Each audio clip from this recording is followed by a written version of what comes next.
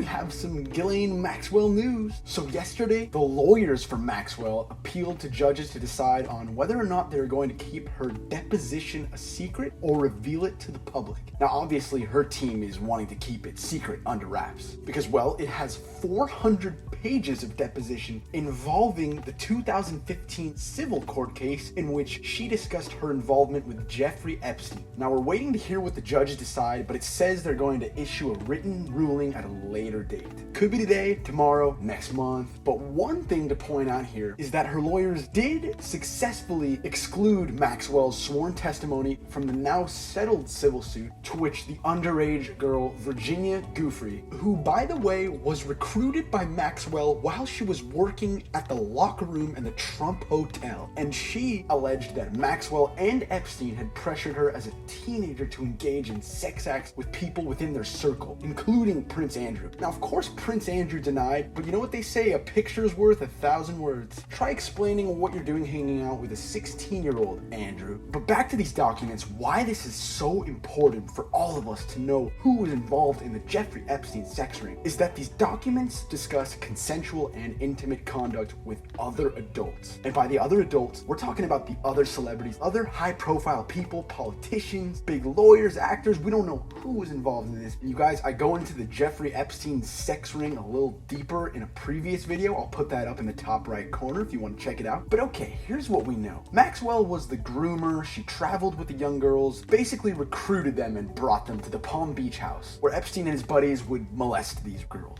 Ooh, and it gets me so mad. Now guys, if these three judges decide to turn over this 400-page deposition to the public, it's over. You know she squealed. We're gonna find out exactly who was involved in this and get those answers we've all been craving. And let's not forget she was seen at multiple parties with Donald Trump, and then when asked about her at his White House press briefing, he said he wished her well, and then he doubled down on that statement in the Axios interview with Jonathan Swan. Now, why would any person wish a convicted sexual predator well, one whom he claimed that he doesn't know very well, unless he was deathly afraid of what she might say in her upcoming court hearing? Now again, this is just speculation, but that is interesting that he wasn't able to separate himself from her and couldn't condemn her. In fact, this was such a suspicious answer that I think he played it wrong if he was trying to hide something. Now we know, and we just need that evidence. Although we do have some evidence from the Katie Johnson 13-year-old rape case who listed Donald Trump and Epstein in her deposition. And again, I talk about that in yesterday's video. So to sum it up, Ghislaine Maxwell is currently in custody with no bail posted, and it says she's set to speak in court next July. Bummer. There's nothing that I want to see more than these pedophiles be taken to the ground, handcuffed, and thrown in a cell for the rest of their lives. Let's just pray that they keep the bed sheets far away from her.